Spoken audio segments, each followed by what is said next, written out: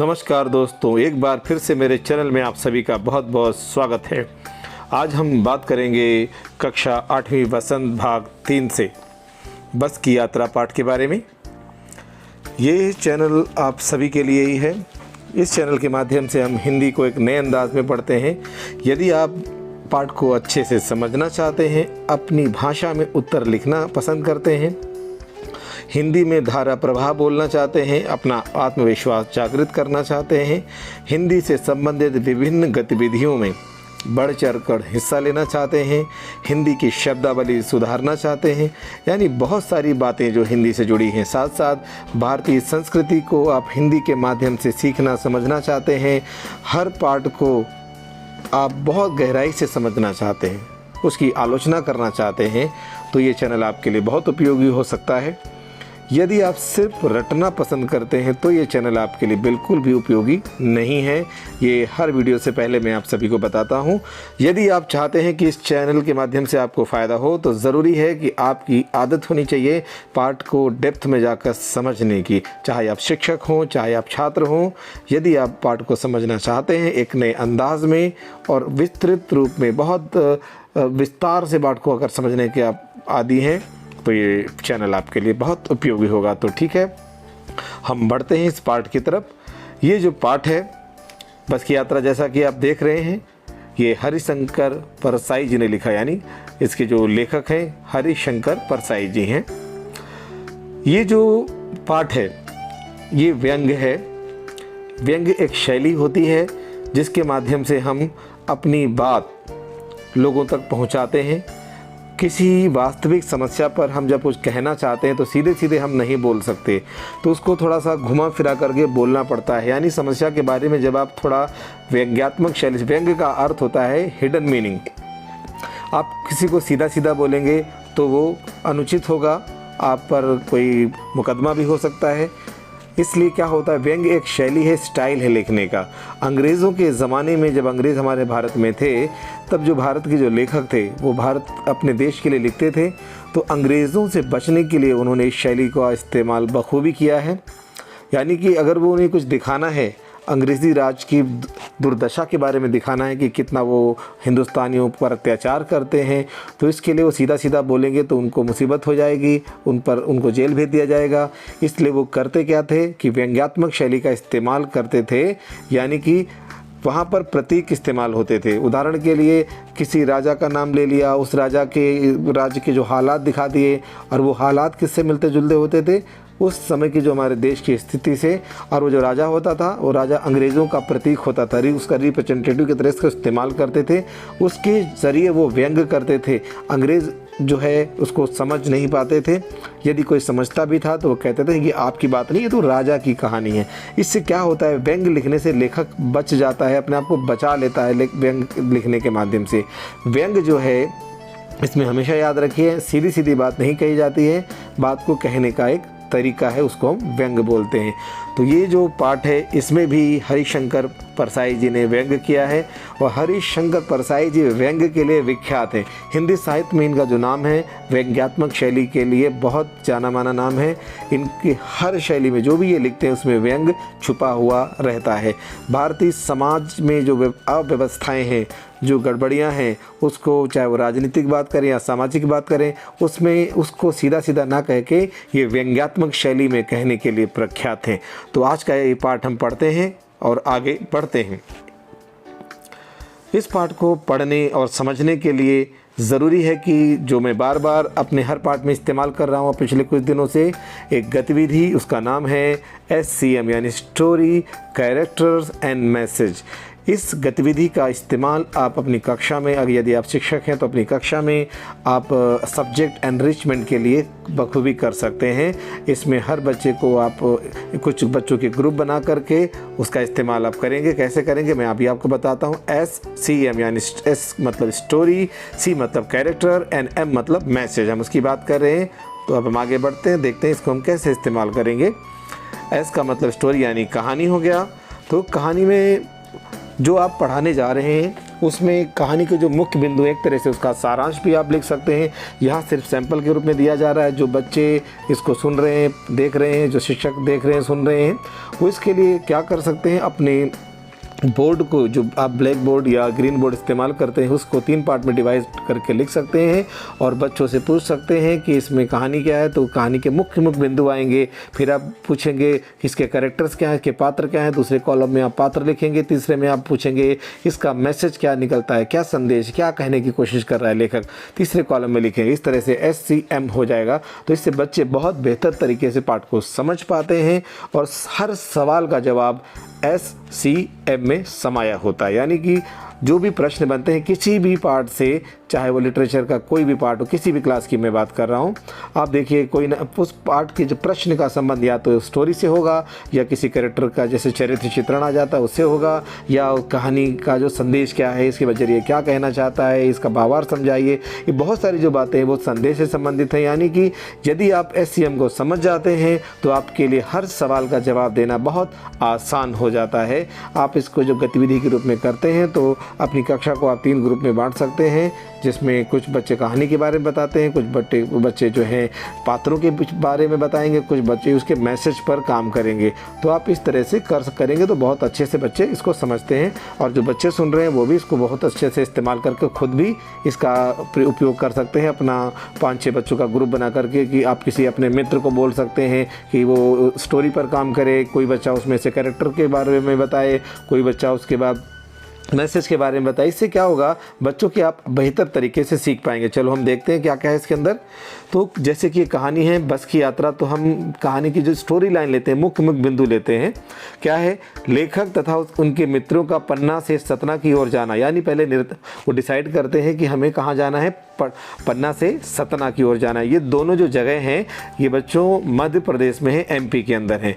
अगला बिंदु देखिए क्या है इसका, खटारा बस की यात्रा। जिस बस से वो यात्रा करने का निर्णय करते हैं वो बस बहुत खटारा थी, चलने लायक नहीं थी, बहुत बुरी हालत में थी।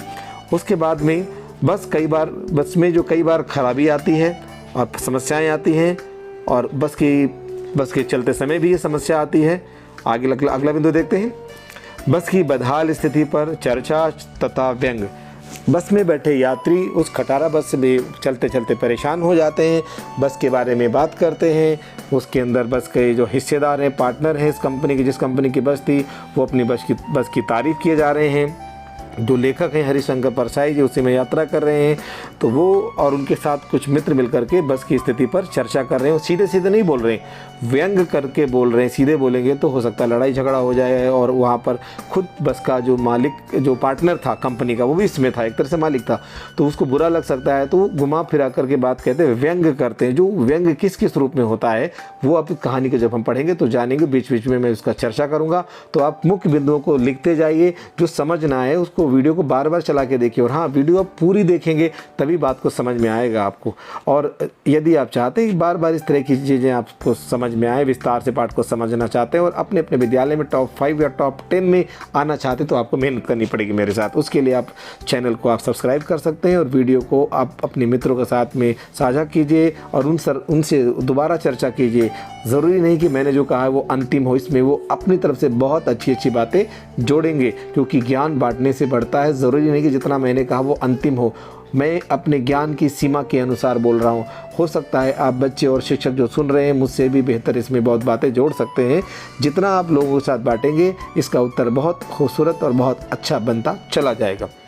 तो बस की बदहाल स्थिति पर सब चर्चा करते हैं, व्यंग करते हैं और कहानी का जो अंत होता है, समय पर पहुंचने की उम्मीद छोड़ने के साथ पाठ का अंत हो जाता है। यानी जो पाठ है ये उसकी समाप्ति हो जाती है। इस व्यंग कथा की समाप्ति हो जाती है। कब बस ख़राब हो गई है और लोगों ने जो सोचा था हम यहाँ पहुँचेंगे वहाँ पहुँचेंगे, लोगों ने अपनी अपनी मंजिल पे जिसको जाना था, डेस्टिनेशन था, जब उनको लगा, एक समय देखिए क्या होता है जब आप बस में चलते हैं तो एक समय ऐसा आता है जब आप अपनी उम्मीद छोड़ देते हैं। पहले कहते हैं कि मुझे जाना है, फिर ऐसा लगता है कि अब तो पहुंचना बहुत मुश्किल है, फिर आप कहते हैं ठीक है पहुंचेंगे तो ठीक है, नहीं पहुंचेंगे तो ठीक है।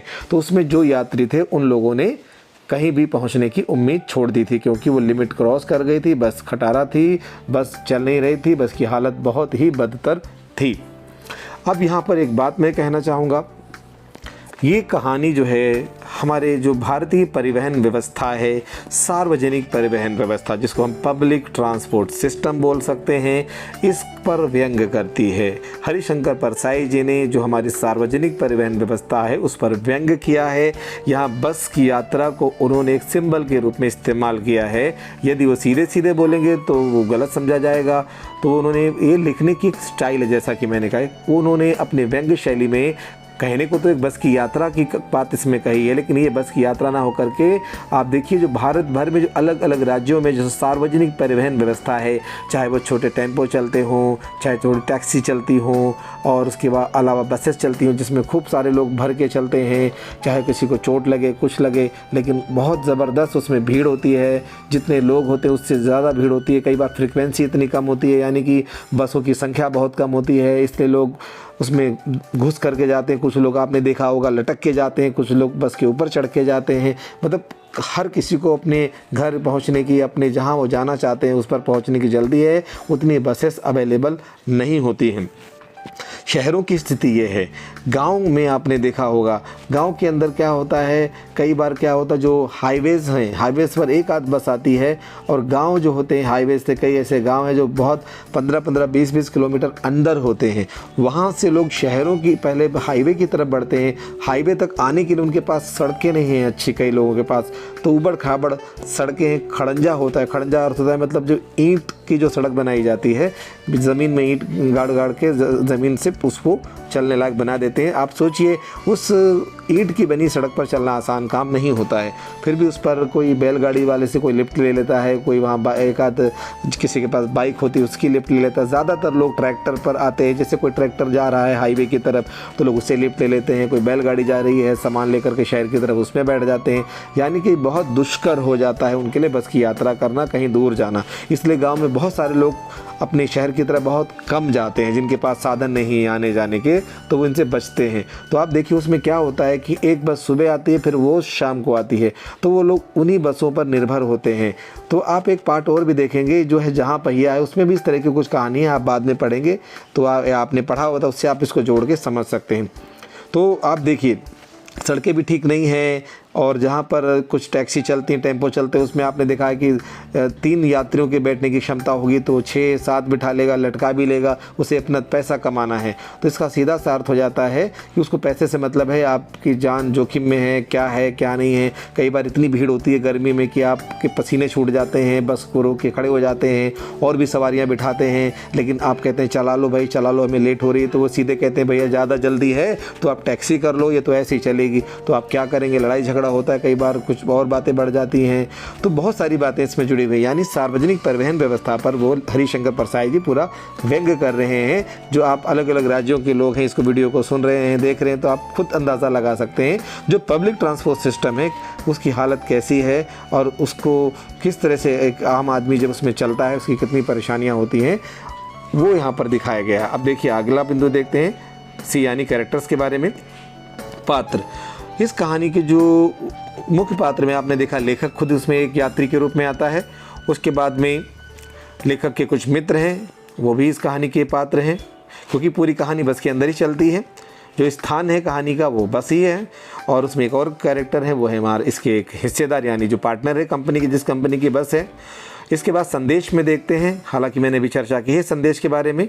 सार्वजनिक परिवहन व्यवस्था यानी पब्लिक ट्रांसपोर्ट सिस्टम की जो दुर्दशा है उस पर यह कहानी व्यंग करती है, जो उस पर मैंने विस्तार से भी चर्चा कर दी है। तो इस गहराई तक पहुंचना ज़रूरी होता है, सिर्फ ये नहीं कि आपने बस की यात्रा पढ़ा और 4-5 क्वेश्चन के आंसर दिए और कहानी ख़त्म हो गई। जी नहीं, ये आप बहुत विस्तार से देखेंगे तो ये कहानी भारत के हर राज्य की कहानी बन जाती है जहाँ पर इस तरह की बसें चलती हैं। कई बार आप देखते हैं कि वो बसें शहरों से हटा दी जाती हैं कानून की वजह से, वो शहरों से हटने के बाद गांव में चलती हैं, क्योंकि गांव में चलाने वालों को लगता है कोई देखेगा नहीं। यानी जिन बसों को शहरों में चलाने लायक नहीं माना जाता है कि ये बहुत पोल्यूशन कर रही हैं, उनको गांव में भी चलते हुए देखा जाता है। सीट नहीं है, विंडोज़ नहीं है, टूटी फूटी हैं, वहाँ पर आपको चलते हुए चोट भी लग सकती है, लेकिन वो फिर भी चल रही हैं। इस तरह की बहुत सारी बातें इस कहानी के इस पाठ के माध्यम से लेखक कहना चाहता है, लेकिन सीधा नहीं बोलता है, व्यंग शैली में इस्तेमाल करके बोल रहा है।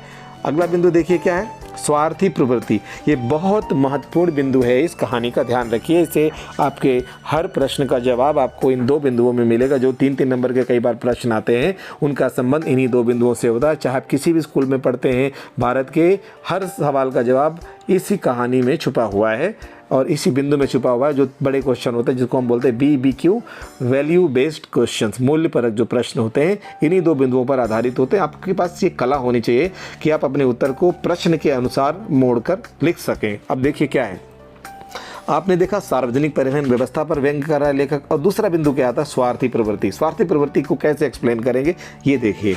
जो इसमें हिस्सेदार है वो हर बार जब जितनी बार लेखक कहता है दूसरे लोग कहते हैं बस खटारा है, ये है, वो है, यानी बस में दुनिया भर की कमी है, लेकिन उस हिस्सेदार को इसमें कोई कमी नज़र नहीं आती है। वो भी बार बार कहता है जी बस तो बहुत फर्स्ट क्लास है, बहुत अच्छी है, यानी कि वो स्वार्थी है, वो नहीं चाहता है कि बस को मैं बनवाऊँ। क्योंकि मैंने खुद देखा, और आप भी अगर ऑब्जर्वेशनल स्किल आपके अंदर है और गहराई से बातों को समझते हैं तो आपने ये बात बार बार देखी होगी, नहीं देखी तो आप देखें और कोशिश करें जो मैं कह रहा हूँ वो आपके आसपास ही घटता हुआ मिलेगा। कई बार क्या होता है कि कोई बस ख़राब होती है, कोई टैक्सी ख़राब होती है, कोई टेम्पो ख़राब होता है जिसको आप यूज़ करते हैं। टेम्पो टैक्सी चलती है, आपने देखा होगा, उसमें 5-10 रुपये में लोग 4-5 किलोमीटर की यात्रा करते हैं। तो वो बस में कई बार उसमें ग्लास नहीं होते हैं या कुछ टूटा फूटा सीट फटी होती हैं, लेकिन वो फिर भी चलती रहती हैं। तो एक बार मैंने 1-2 बार पूछा भैया इसको बनवाते क्यों नहीं हो, तो वो कहता है भाई साहब क्या करें, अगर हम एक बार इसको वर्कशॉप में बनने के लिए गई तो 2-3 दिन वहाँ खड़ी रहेगी तो हमारा तो लॉस हो जाएगा। एक दिन में हम 10,000 रुपये कमाते हैं, 3 दिन खड़ी रहेगी, हमारा 30,000 रुपये का नुकसान होगा। तो वो देखिए, वो अपने लालच में वो बस को बनवाने भी नहीं भेजते हैं, टूटी फूटी जैसी भी है उसी में काम चलाते हैं।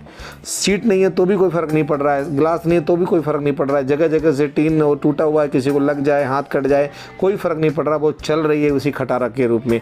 क्योंकि अगर आप बोलोगे तो लड़ाई झगड़ा शुरू कर देंगे वो लोग, तो ऐसी ही बस ये चलती रहती है। क्योंकि इसीलिए यहाँ पर पॉइंट आता है स्वार्थी प्रवृत्ति, यानी उनको पता है ये गलत है लेकिन वो अपने पैसे कमाने के स्वार्थ में अपने फ़ायदे के लिए दूसरों की जान जोखिम में डाल कर उसको चलाए जा रहे हैं। जैसे इस कहानी में देख रहे हैं, जो बस कंपनी का हिस्सेदार है उसको पता है बस ख़राब है लेकिन वो एक्सेप्ट नहीं करता है, स्वीकार नहीं करता, बार बार कहता है बस तो फर्स्ट क्लास है जी। अब हम इन सब बातों को समझने के लिए कहानी को पढ़ना शुरू करते हैं। ये कहानी जब शुरू होती है, हम 5 मित्रों ने तय किया, डिसाइड किया कि शाम 4 बजे की बस से चले, यानी शाम को 4 बजे जो बस जाती है उससे हम चलेंगे। पन्ना से इसी कंपनी की बस सतना के लिए घंटे भर बाद मिलती है, जो जबलपुर की ट्रेन से मिला देती है। यानी उनको ट्रेन पकड़नी थी तो उनको लगा यही बस सही है, नहीं तो दूसरी अगर बस में बैठेंगे तो ट्रेन हमारी छूट जाएगी, सुबह घर पहुंच जाएंगे। ये सब सोच रहे हैं कि ऐसे ऐसे होगा, उनको जबलपुर जाना था। ठीक है, तो जबलपुर वो ट्रेन जो जाने वाली है उस स्टेशन तक पहुंचने के लिए बस ये एक कनेक्टिविटी का काम करेगी और आसानी से पहुंच जाएगी। उन्होंने इमेजिन किया कि इस तरह से जो हम प्लान कर रहे हैं वो पूरा हो जाएगा। इन्होंने सोचा कि ये जो बस मिलेगी और जबलपुर की ट्रेन से मिला देगी तो हम आराम से जबलपुर अपने घर पहुँच जाएंगे। हम में से 2 को सुबह काम पर हाजिर होना था। हाजिर होना मतलब प्रेजेंट होना था। अपने मित्रों की बात करें कि हम में से 2 जो मित्र हैं उनको अगले दिन अपने काम पर, ड्यूटी पर उनको प्रेजेंट होना था, इसीलिए वापसी का यही रास्ता अपनाना ज़रूरी था। उनको लगा ये जो शॉर्टकट है या जो रास्ता उन्होंने अपनाया है यही आसान है, इसके अलावा अगर कोई दूसरा रास्ता वो अपनाएंगे तो आसानी से पहुँच नहीं पाएंगे। लोगों ने सलाह दी। फिर आसपास जो लोग खड़े हुए थे जो रोज़ जाने वाले थे, देखिए कभी भी आप कहीं भी जाएं, ये बहुत अच्छी कहानी, इसमें बहुत सारी बातें इस पार्ट में आपको समझ में आती हैं। ध्यान रखिए, कहीं भी आप जाएं, किसी भी शहर में जाएं, वहाँ के बस कंडक्टर वगैरह पर विश्वास करने से पहले 1000 बार सोचें। वहाँ के लोकल पर्सन से जानकारी हासिल करें कि कोई बस जाती है या नहीं जाती है। कई बार मैं जब यात्रा करता रहा हूँ तो कई बार वहाँ के जो बस वाले हैं, टैक्सी वाले, वो गलत जानकारी आपको दे देते हैं। एक बार मैं गया हुआ था एक शहर में, तो वहाँ पर 8 साढ़े 8 बजे का टाइम था, तो मैंने बोला कि भैया यहाँ से कोई बस मिलेगी, तो उन्होंने बोला जी यहाँ से कोई बस नहीं मिलेगी। अब मैं परेशान हो गया कि फैमिली के साथ था कि बस क्यों नहीं मिलेगी यहाँ से, तो हम जाएंगे कैसे। जहाँ पर हमारा होटल था वो करीब 30-40 किलोमीटर दूर था, तो हमें लगा कि अब हम कैसे पहुँचेंगे, रात हो रही है। हम परेशान हो गए, दूसरे शहर में होते तो परेशान हो ही जाते हैं। और फिर हमने सोचा क्या करें, तो उसने कहा कि टैक्सी कर लीजिए। तो टैक्सी वाले के पास हम गए तो हमने उससे भी पूछा कि भैया कोई बस नहीं मिलेगी? नहीं, अब बस जो थी 8 बजे लास्ट जाती है, अब तो 8:30 बज गए, अब कोई बस नहीं मिलेगी। तो हमने कहा परेशान हो गए। उसने कहा कि ठीक है हमारी टैक्सी कर लो। मैंने कहा कितना लोगे? उसने कहा जी आप 1500 रुपये लगेगा, आपको हम छोड़ देंगे। तो हमने कहा तो बहुत ज़्यादा है। बोला कि नहीं, अब यही टैक्सी भी मैं उधर ही रहता हूँ, इसलिए मेरी टैक्सी में बैठ जाइए और कोई टैक्सी भी आपको नहीं मिलेगी। हम परेशान हो गए। हमें लगा कि किसी और से पूछना चाहिए। तो वो शॉपकीपर था अंदर बस अड्डे के अंदर। मैंने उससे पूछा भैया कोई बस मिलेगी अभी? बोला हाँ हाँ, कहाँ जाना है? तो मैंने बताया कि मुझे वहाँ जाना है। उन्हें हाँ अभी आधे घंटे बाद एक बस आने वाली है। तो मैंने कहा पक्का? बोला हाँ वही आखिरी बस जाती है यहाँ से। वास्तव में आधे घंटे के बाद वो बस आई और हम उसमें बैठे। हमारा 30 रुपये किराया लगा और आराम से हम 100-150 रुपये में आराम से अपने घर पहुंच गए। तो आपने देखा कि जो लोग स्वार्थी लोग हैं वो झूठ बोलेंगे आपसे। वो कहेंगे कि नहीं यहाँ कोई बस नहीं जाती, उन्हें अपनी टैक्सी चलानी है, सबको अपना काम करना है। तो हमें ध्यान देना पड़ेगा कि ये कहानी हमें सिखाती है कि जहाँ आप किसी दूसरे शहर में जाते हैं तो आप जल्द से किसी से विश्वास ना करें और बहुत से लोगों से पूछें, उसके बाद ही निर्णय लें कि बात सही है या गलत है। जल्दबाजी में कोई भी फैसला करना उचित नहीं होता। यहाँ पर भी देखिए, इन्होंने जब निर्धारित कर लिया कि हमें जाना है तो दूसरे लोगों ने क्या बोला? लोगों ने सलाह दी कि समझदार आदमी शाम वाली बस से सफ़र नहीं करते। यानी कि वो जो समझदार आदमी का अर्थ है कि वो पहले भी इस खटारा बस में सफ़र कर चुके थे, उनको अनुभव हो गया था कि ये बस सही नहीं है, कहीं भी ये रुक जाएगी तो रास्ते में बहुत मुश्किल हो जाएगी। इसलिए ऐसे लोगों को समझदार आदमी कहा गया। यानी कि अनुभवी हैं, पहले भी इस बस में वो परेशान हो चुके हैं, इसलिए उन लोगों ने कहा कि इस वाली शाम वाली बस से सफ़र ना करें तो अच्छा है। क्या रास्ते में डाकू मिलते? लेखक सोचने लगा क्या रास्ते में डाकू मिलते हैं? नहीं, बस ही डाकी नहीं, यानी बस ही डाकू से कम नहीं है, बस ही डराने वाली है, ये लगता है उसने सोचा लेखक ने। अब देखिए, हाजिर मतलब उपस्थित इसका अर्थ है। हम साथ साथ याद रखिए, वर्ड का मीनिंग भी जानेंगे। डाकिन मतलब डराने वाली है, एक तरह से डाकू। अगला पेज हमारे सामने आता है। अब जिस बस में उन्हें बैठना था, हालांकि लोगों ने बोला कि बस में मत बैठिए, लेकिन क्या करें, कई बार क्या होता है ना, ध्यान रखिए, हमें बहुत सारे लोग बोलते हैं कि ये मत करो मत करो मत करो, लेकिन हमें ऐसा लगता है कि ये ऐसी बोल रहे हैं। हमारे साथ जब तक वो घटना घट नहीं जाती हमें विश्वास नहीं होता। कई बार हम दूसरे के अनुभव से फ़ायदा नहीं उठाते हैं। तो यही हुआ यहाँ पर। लेखक ने बस को देखा तो श्रद्धा उमड़ पड़ी। श्रद्धा उमड़ने का मतलब है जैसे भक्ति से उमड़ पड़ी, इज्जत उसके मन में बढ़ गई इस बस को देख करके। क्यों? क्योंकि बस जो थी वृद्ध थी। जैसे किसी वृद्ध को, बुजुर्ग को देख करके हमारे मन में सम्मान की भावना पैदा हो जाती है, ऐसी बस जो थी बहुत खटारा थी, ऐसे लग रही थी जैसे बूढ़ी हो गई है, जर्जर हो गई है, बिल्कुल जैसे कोई बूढ़ा व्यक्ति होता है उस तरह से लग रही थी। तो इस तरह से देखो, ये नहीं कहा लेखक ने, मैंने क्या, ध्यान दीजिए, व्यंग कर रहा है। उसने ये नहीं कहा कि बस बहुत खटारा थी, उसने व्यंग करते हुए लिखा है कि बस को देखा तो श्रद्धा उमड़ पड़ी, यानी कि बस बहुत पुरानी थी, बूढ़ों की तरह थी, खूब वयोवृद्ध थी। वयोवृद्ध थी मतलब उम्र में बहुत बूढ़ी सी लग रही थी, सदियों के अनुभव के निशान लिए हुए थी। अब देखिए, ये नहीं कहा कि बस जगह जगह से टूटी थी, उसके ग्लास नहीं थे, जगह जगह से ख़राब लग रही थी, खटारा लग रही थी, ये सीधे सीधे नहीं कहा। उन्होंने व्यंग करते हुए कहा सदियों के अनुभव के निशान लिए हुए थी, यानी कि ये लग रहा था कि बहुत पुरानी बसें बहुत समय से चल रही है, चल चल के खटारा हुई है, यानी कि इसको बहुत अनुभव है। लोग इसलिए इससे सफ़र नहीं करना चाहते कि वृद्धावस्था में से कष्ट ना होगा। अब इन्होंने ये कहा कि लगता है जो लोग कह रहे थे कि हम इससे सफ़र ना करें, लगता है इसलिए कह रहे थे कि जो वृद्ध है, वृद्ध इंसान की तो पूजा करनी चाहिए, तो उसकी तो हमें सेवा करनी चाहिए, हम उसके सहारे उस पर बोझ बन के जाएंगे तो ये तो उस वृद्ध का अपमान होगा। यानी कि इसीलिए लोग कह रहे थे इस पर सफ़र ना करें, क्योंकि बहुत वृद्ध है, ये हमें लेके नहीं जा पाएगी, हमें तो उसकी खुद सेवा करनी चाहिए। ये भी व्यंग है, क्योंकि इसे कष्ट होगा। जैसे वृद्ध व्यक्ति को आप बोझा उस पर बन जाएंगे तो उसे कष्ट होगा। तो लेखक ने कहा कि लगता है इस बस को, ये खटारा बस है, यदि हम इस पर जाएंगे तो इसको भी एक वृद्ध की तरह ही कष्ट होगा, शायद इसीलिए लोग कह रहे हैं। अब ये लेखक व्यंग कर रहा है। यह बस पूजा के योग्य थी, यानी कि बस चलाने योग्य नहीं है, पूजा के योग्य है, यानी कि इसको एक जगह खड़ा कर दो और इसकी पूजा करो कि तुमने बहुत मेहनत कर ली, अब आराम से बैठो, तुम्हें कहीं जाने की ज़रूरत नहीं है। उस पर सवार कैसे हुआ जा सकता है, यानी कि इस बस को तो एक जगह खड़ा कर दो, बहुत अनुभवी है, पुरानी बुजुर्ग की तरह है, इसको चलाना नहीं चाहिए, इसकी तो पूजा करो, इस पर हम सवार कैसे हो सकते हैं, इस पर हम बैठ करके यात्रा कैसे कर सकते हैं। यानी कि व्यंग करने का एक तरीका है लेखक का। इसमें देखिए, श्रद्धा का मतलब किसी के प्रति आदर, सम्मान और प्यार का भाव। वयोवृद्ध का अर्थ देखेंगे अब हम। वयोवृद्ध का मतलब है बूढ़ी या पुरानी। वृद्धावस्था का अर्थ देखेंगे अब हम। बूढ़ी या पुरानी, इसका भी वृद्धावस्था और वयोवृद्ध का एक ही अर्थ है। यहाँ पर बूढ़ी की ही बात हो रही है। अगला पेज अब हमारे सामने आ रहा है। अगले पेज में हमारा जो शुरुआत हो रही है, बस कंपनी के एक हिस्सेदार भी उसी बस से जा रहे थे, यानी कि उसी खटारा बस में बस कंपनी के एक जो पार्टनर थे वो भी जा रहे थे। अब ये मत सोचिए कि वो इसलिए जा रहे थे कि वो बस अच्छी थी, वो दिखाना चाहते थे कि भैया मैं खुद ही से मैं जा रहा हूँ, बस बहुत अच्छी है। आपने देखा होगा कई बार आप दुकानदार से कुछ सामान लेने जाते हैं और आप उससे बोलते हैं भैया ये आटा अच्छा है, ये चावल अच्छा है, तो आपको विश्वास में लेने के लिए कहते हैं हाँ जी बहुत अच्छा है, हम भी घर में यही खाते हैं। वो इसलिए, चाहे वो कुछ और खाता होगा, लेकिन आपको विश्वास में लेने के लिए, आपको प्रभावित करने के लिए ऐसा बोलता है। वही यहाँ तरीका अपना रहे, वही ट्रिक अपना रहे यहाँ पर हिस्सेदार साहब, कि वो खुद भी उस खटारा बस में सफ़र करके ये साबित करना चाहते हैं कि ये बस बहुत अच्छी है, यदि ख़राब होती तो मैं इससे सफ़र क्यों करता। ठीक है, तो बस कंपनी के एक हिस्सेदार भी, पार्टनर भी उसी बस से जा रहे थे। हमने उनसे पूछा ये बस चलती भी है, यानी कमेंट्स किया लेखक ने, क्या ये बस चलती भी है, व्यंग करते हुए। वह बोले चलती क्यों नहीं है जी, अभी चलेगी। हमने कहा वही तो हम देखना चाहते हैं, अपने आप चलती है ये। हाँ जी, और कैसे चलेगी? तो उसने बोला, पार्टनर ने, हाँ जी अपने आप ही चलेगी, और कैसे चलेगी। ये क्यों कह रहे थे अपने आप चलती है, ये कहना चाह रहे थे इतनी खटारा बस देखने में लग रही है, मुझे लग रहा है इसमें तो धक्का लगाना पड़ेगा, ये अपने आप कैसे चलती है। मैंने क्या बोला, हर वाक्य में हिडन मीनिंग है, छुपा हुआ अर्थ है, वो मैं निकाल रहा हूँ और आपको भी इसी तरह से समझना है और इसी तरह से आपको उत्तर लिखने में काम लेना है। तो लेखक जब कहता है अपने आप चलेगी, तो कहता है पार्टनर हाँ जी, और कैसे चलेगी, यानी कि अपने आप ही चलती है, उसको पता नहीं चलती, फिर भी वो स्वीकार नहीं कर रहा है। फिर लेखक बोला गजब हो गया, ऐसी बस अपने आप चलती है।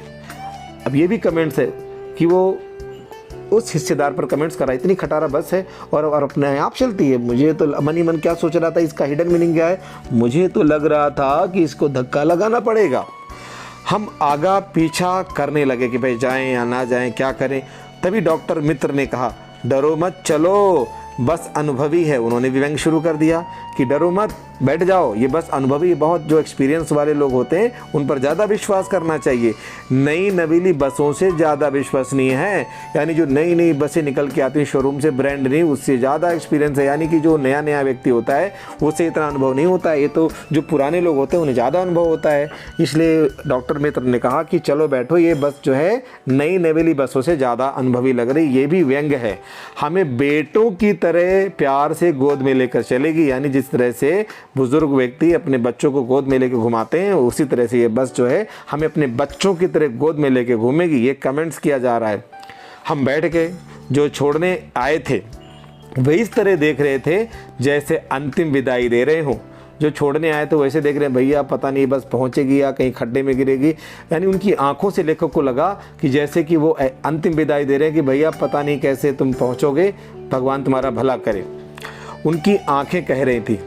ये लेखक ने अपनी तरफ से इमेजिन करते हुए लिखा, उन्होंने कहा नहीं, आंखों को पढ़ के इमेजिन करके सपोज करते हुए लेखक ने लिखा है कि जो छोड़ने आए थे उनकी आंखें कह रही थी आना जाना तो लगा ही रहता है, आया है सो जाएगा, राजा रंक फकीर, यानी जीवन मरण तो लगा ही रहता है, जिसने जन्म लिया है वो तो मरेगा ही, चाहे राजा हो या रंक हो। रंक मतलब होता है फकीर, बिल्कुल गरीब। राजा हो, रंक हो, फकीर, यानी अमीर गरीब सबको एक दिन मरना है। आदमी को कूच करने के लिए, कूच मतलब मृत्यु को प्राप्त करने के लिए, इस दुनिया से जाने के लिए एक निमित्त चाहिए। निमित्त का मतलब है एक कारण चाहिए। वो कारण क्या है? ये बस बन जाएगी तुम्हारे लिए, मीडियम बन जाएगी, यही तुम्हें ऊपर पहुंचा देगी। अब इनके अर्थ देखते हैं हम बच्चों। हिस्सेदार मतलब साझेदार, अंग्रेजी में पार्टनर बोलते हैं इसको हम। उसके बाद विश्वसनीय यानी यकीन होना, यकीन के लायक, विश्वास के लायक बोल सकते हैं आप। रंक मतलब गरीब होता है। उसके बाद में कूच मतलब जाना, जैसे मैंने बोला इस दुनिया से जाना, मृत्यु के लिए इस्तेमाल हुआ है ये। निमित्त मतलब कारण, ये बस ही कारण बनेगी मृत्यु का। उसके बाद अगले पेज की तरफ हम बढ़ते हैं। अब ये देखिए सारे लोग इसके अंदर बस में बैठे हुए हैं। इंजन सचमुच स्टार्ट हो गया, यानी बस जब स्टार्ट हुई तो लगा अच्छा, लोग चौंक गए, इंजन सचमुच स्टार्ट हो गया। ऐसा जैसे सारी बस ही इंजन है और हम इंजन के भीतर बैठे हैं। ये कहने का अर्थ है बस जब इंजन स्टार्ट हुआ तो पूरी बस हिचकोले खाने लगी, हिलने लगी। कांच बहुत कम बचे थे, यानी जो ग्लासेस लगे थे बहुत कम बचे थे, टूटे फूटे थे, और जो कांच बचे थे, ग्लास बचे थे, उनसे हमें बचना था। यानी कहीं हमारा हाथ वाथ लग गया बस हिलने डुलने में तो हमारा हाथ कट जाएगा। हम फ़ौरन खिड़की से दूर सरक गए, यानी कि जो गिलास टूटे फूटे थे, हम खिड़की के पास बैठे थे। ज़्यादातर लोग विंडो सीट के पास बैठते हैं, तो लेखक ने कहा कि हम वहाँ से हट गए क्योंकि हाथ बस तो हिल रही थी, कहीं हमारा हाथ पड़ जाता वहीं पर विंडो पर तो हमारा हाथ कट जाता। जो टूटे फूटे गिलास लगे थे तो हम खिड़की से दूर सरक कर बैठ गए। सरक के मतलब पीछे की तरफ खिसक गए। इंजन चल रहा था, हमें लग रहा था कि हमारी सीट के नीचे इंजन लगा है। यानी इसका अर्थ क्या है कि बस इतनी तेज़ी से हिल रही थी, कुछ ज़्यादा ही हिल रही थी, क्योंकि जब पुराना इंजन हो जाता है तो ज़्यादा ही वो वाइब्रेशन होता है। तो लेखक ने कहा कि ऐसा लग रहा था मेरी सीट के नीचे ही इंजन लगा है, क्योंकि बस कुछ ज़्यादा ही हिल रही थी। उसके बाद आगे की कहानी हम यहाँ पर देखते हैं। बस सचमुच चल पड़ी और हमें लगा कि ये गांधी जी के असहयोग और सविनय अवज्ञा आंदोलनों के वक्त अवश्य जवान रही होगी। अब ये क्या कह रहे हैं, गांधी जी ने जो आंदोलन किया था अनशन का, अनशन करते थे ना कि अंग्रेज़ों के खिलाफ हम यहीं बैठेंगे, हमारी मांगे पूरी होनी चाहिए। तो ऐसा लग रहा था कि लेखक यहाँ ये कहना चाहता है कि लगता है ये बस भी गांधी जी के समय की है, ये भी अनशन पर बैठी थी और ये उस समय जवान थी अनशन करने के लिए, यानी यंग थी, अब बूढ़ी हुई है। यानी कहना क्या चाह रहा है, ये बस बहुत पुरानी है, सविनय अवज्ञा आंदोलन के वक्त अवश्य जवान रही होगी, उसे ट्रेनिंग मिल चुकी थी, हर हिस्सा एक दूसरे से असहयोग कर रहा था। इसका अर्थ यहाँ बहुत अच्छा कमेंट्स किया लेखक ने कि जिस तरह से जो अंग्रेज़ों के साथ में असहयोग करना, यानी कि अंग्रेज़ों की बात नहीं मानते थे लोग अपने देश के लिए, यानी कि वो क्या करते थे, अंग्रेज़ों पर हमला भी नहीं करते थे, नॉन वायलेंट तरीके से अनशन करते थे। और असहयोग करने का मतलब अंग्रेज़ों के जो कानून होते थे उसको ना मानते थे, उसके साथ असहयोग करते थे, यानी कि उसको कोऑपरेट नहीं करते थे क्योंकि वो गलत थे। उसी तरह से यहाँ पर उसी संदर्भ को, उसी रेफरेंस को लिया गया है गांधी जी वाली बात को, और क्या कहा गया है कि वही असहयोग आंदोलन, जो नॉन कोऑपरेशन जो मूवमेंट था वो यहाँ भी चल रहा है। बस में कैसे चल रहा है, बस में जो अलग अलग पार्ट हैं, चाहे इंजन हो, स्टीयरिंग हो या सीट हो, एक दूसरे से वो भी कोऑपरेशन नहीं कर रहे थे। अब कैसे, हर इस हिस्सा दूसरे से असहयोग कर रहा था, यानी कोऑपरेट नहीं कर रहा था। पूरी बस सविनय अवज्ञा आंदोलन के दौर से गुजर रही थी, यानी कि बस के जो पार्ट से पुर्जे थे इधर उधर हिल रहे थे। सीट का बॉडी से असहयोग चल रहा था, यानी कि सीट कभी पीछे खिसक जाती थी, कभी बस की बॉडी आगे खिसक जाती थी।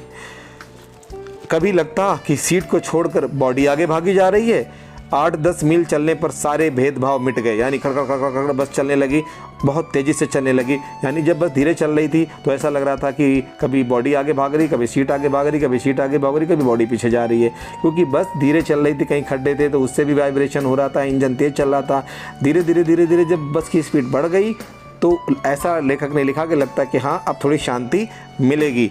तो इसका इसलिए यहाँ पर लिखा है 8-10 मील चलने पर, यानी 15-20 किलोमीटर चलने के बाद सारे भेदभाव मिट गए, यानी कि जब बस की स्पीड तेज़ हो गई तो थोड़ा सा वाइब्रेशन कम हो गया।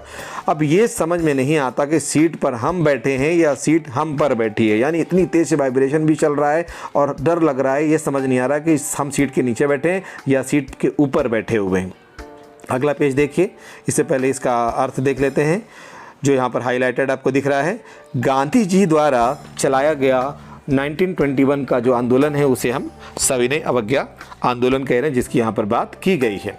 ठीक है, अब हम आगे बढ़ते हैं। अगले पेज पर जो हमारे सामने आ रही है बात है, एकाएक बस रुक गई, यानी ज़्यादा दूर चली नहीं है, 15-20 किलोमीटर मुश्किल से चली होगी, अचानक बस रुक गई। एकाएक मतलब सडनली, अचानक जो बस है रुक गई। मालूम हुआ कि पेट्रोल की टंकी में छेद हो गया है। देखो, पहले ही लोगों ने बता दिया था भैया इस बस में समस्या है। मालूम हुआ कि पेट्रोल की जो टंकी में छेद हो गया है। अब ड्राइवर ने क्या किया, बाल्टी में पेट्रोल निकालकर उसे बगल में रखा और नली पाइप डाल करके इंजन में भेजने लगा बाहर से अलग से। अब मैं उम्मीद कर रहा था कि लगता है कि थोड़ी देर बाद बस कंपनी के जो पार्टनर है इंजन को निकाल कर अपने गोद में रख लेंगे और उसे नली से पेट्रोल पिलाएंगे, जैसे माँ बच्चे के मुंह में दूध की बोतल पिलाती है।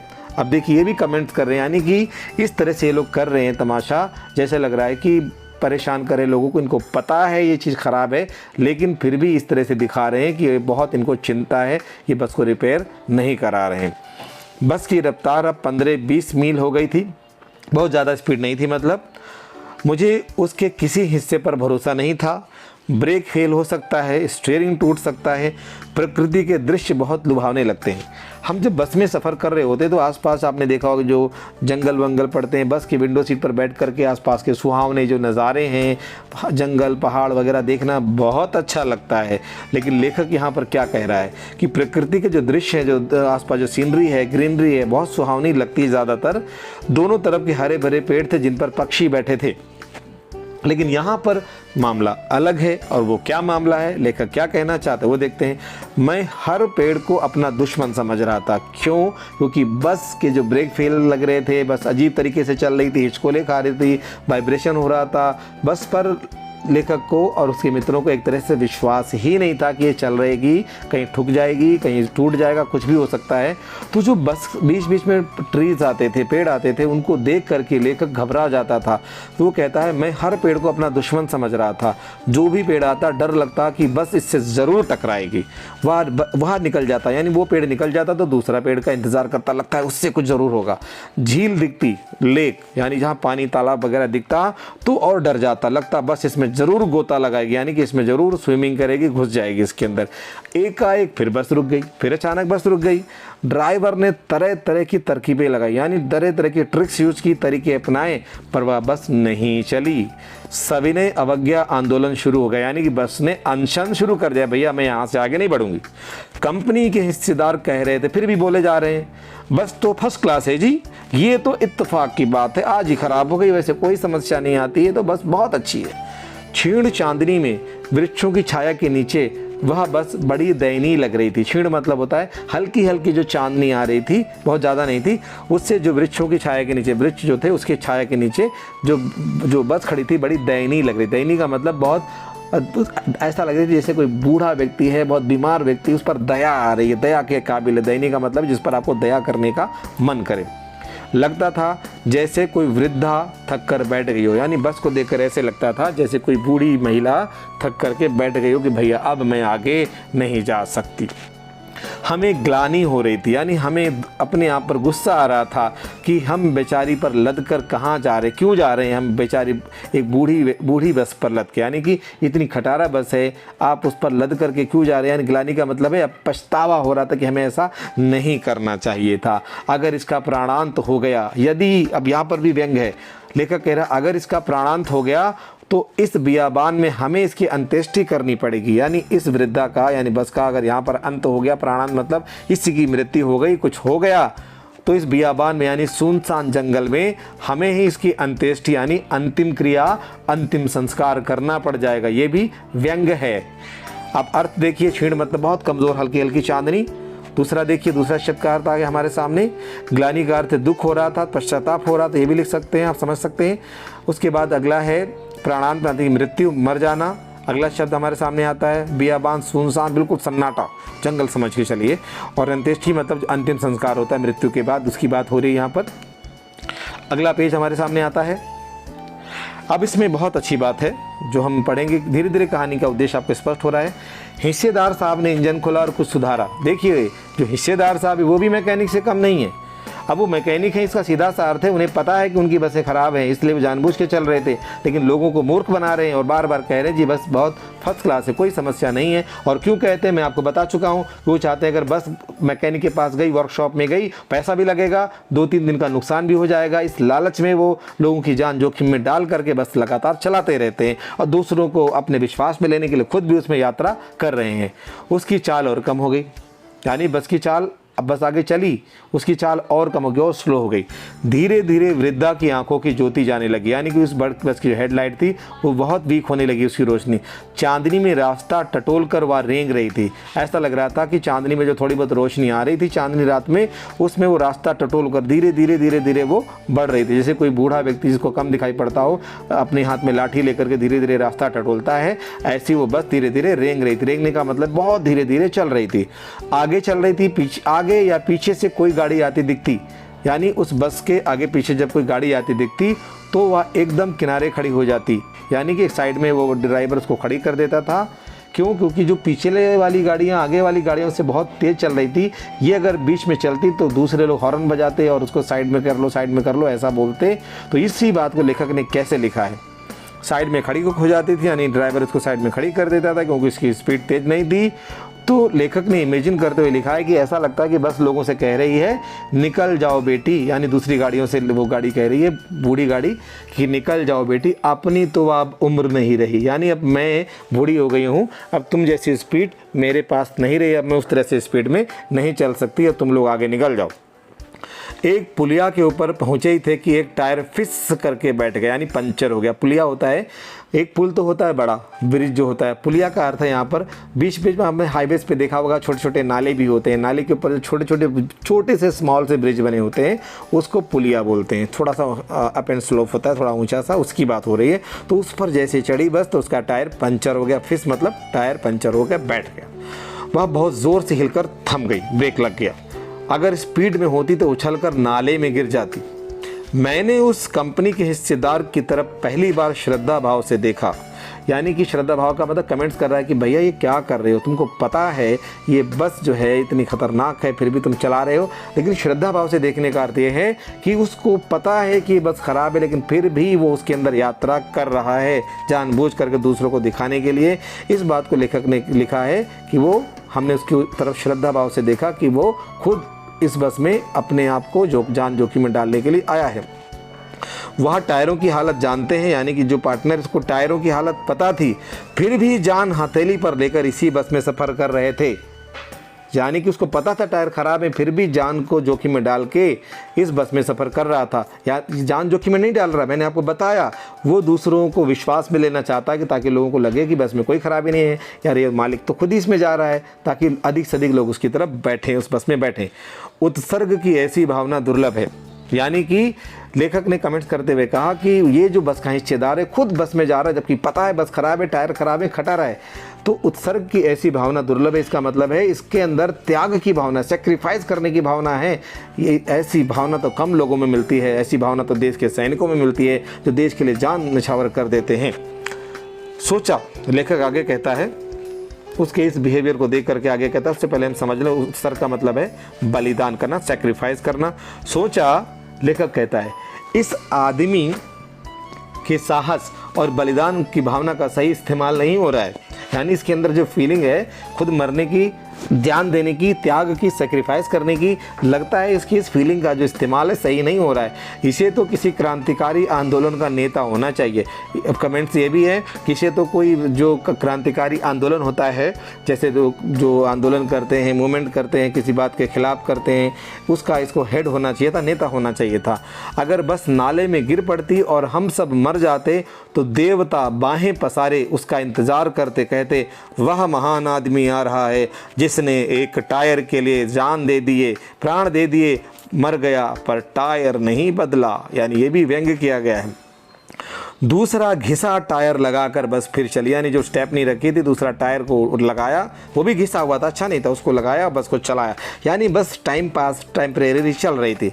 अब हमने वक्त पर पन्ना पहुंचने की उम्मीद छोड़ दी थी, यानी पन्ना जो उनको जाना था पहुंचने की उम्मीद छोड़ दी थी। पन्ना कभी भी पहुंचने की उम्मीद छोड़ दी थी, पन्ना क्या कहीं भी कभी भी पहुंचने की उम्मीद छोड़ दी थी, यानी कि उन्हें सोचा कि अब पता नहीं पहुंचेंगे नहीं पहुंचेंगे, जब पहुंचना होगा पहुंच जाएंगे, हमें अब कोई उम्मीद इस बस से नहीं रह गई है। लगता था ज़िंदगी इसी बस में गुजारनी है और इससे सीधे उस लोक को प्रयाण करना, यानी उस लोक को, यानी कि मृत्यु लोक को ही लगता है इस बस से प्रयाण करने का मतलब चले जाना है। इस पृथ्वी पर उसकी कोई मंजिल नहीं है, लगता है इस बस की इस पृथ्वी पर, इस अर्थ पर कोई मंजिल नहीं दिख रही है हमें। हमारी बेताबी, यानी कि जो बेचैनी थी कि पहुंचने की, तनाव, टेंशन सब खत्म हो गए। हम बड़े इत्मीनान से घर की तरह बैठ गए, लगता है अब कुछ नहीं होगा, चलो एंजॉय करो, आपस में बात करो, चिंता जाती रहे, सब टेंशन फ्री हो गए, हंसी मजाक चालू हो गया, यानी जो सिचुएशन थी वो नॉर्मल हो गई। ऐसा क्यों होता है?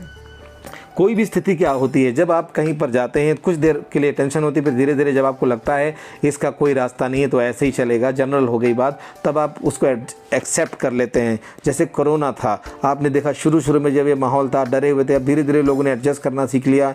शुरू में लोगों को लगा 15 दिन कैसे कटेंगे, 20 दिन कैसे कटेंगे, धीरे धीरे 3, 4, 5 महीने हो गए, धीरे धीरे लोगों की आदत सी पड़ गई। वही यहाँ पर दिखाया गया है कि जो बस में बड़ी समस्या हो रही थी, हमें वहाँ नहीं पहुँच पाएंगे, हमें यहाँ जाना है, वहाँ जाना है, धीरे जब लगता है कि कोई उम्मीद ही नहीं है तो सब लोग फिर उससे उम्मीद करना छोड़ देते हैं, कहते हैं हो जाएगी तो ठीक है, नहीं होगी तो भी ठीक है। यानी जब हमारी उम्मीद होती है तभी तकलीफ होती है, जब आप उम्मीद छोड़ देते हैं तो आपकी तकलीफ़ें वहीं पर ख़त्म हो जाती हैं। यही इस कहानी में अंत में लेखक इस कहानी को छोड़ देता है। क्या कहता है, पन्ना कभी भी पहुंचने की उम्मीद छोड़ दी थी, पन्ना क्या कहीं भी कभी भी पहुंचने की उम्मीद छोड़ दी थी। ये हमारी जो सार्वजनिक परिवहन व्यवस्था है उस पर पूरी तरह से व्यंग्य किया गया है। इस कहानी के उत्तर को और बेहतर तरीके से समझने के लिए आपको ज़रूरी है कि आप अपने आसपास जो सार्वजनिक परिवहन व्यवस्था है, पब्लिक ट्रांसपोर्ट सिस्टम है, उसको ऑब्जर्व करें, उसको आधार बना के उसके नोट अपने डायरी में लिखें। इससे क्या होगा, आपके पास रियल लाइफ एग्जाम्पल्स होंगे और आप पाठ को बहुत अच्छे से समझ करके अपने शब्दों में उत्तर लिखने में सक्षम बन पाएंगे। ठीक है, तो ये पाठ हमारा यहीं पर समाप्त होता है। पूरा वीडियो देखने के लिए आप सभी का बहुत बहुत धन्यवाद। यदि आपको लगता है ये वीडियो आपके काम का है तो इसको लाइक करें, शेयर करें, उस चैनल को सब्सक्राइब करें। सिर्फ तभी सब्सक्राइब करें यदि आप पाठ को गहराई से समझना चाहते हैं, अपने अंदर आलोचनात्मक क्षमता का विकास करना चाहते हैं, पाठ को इन डेप्थ में जाके समझना चाहते हैं और टॉप 5 में टॉप 10 में आना चाहते हैं और शॉर्टकट से दूर रहना चाहते हैं। धन्यवाद, मिलते हैं अगले वीडियो में इसी पाठ के प्रश्न उत्तर के साथ में।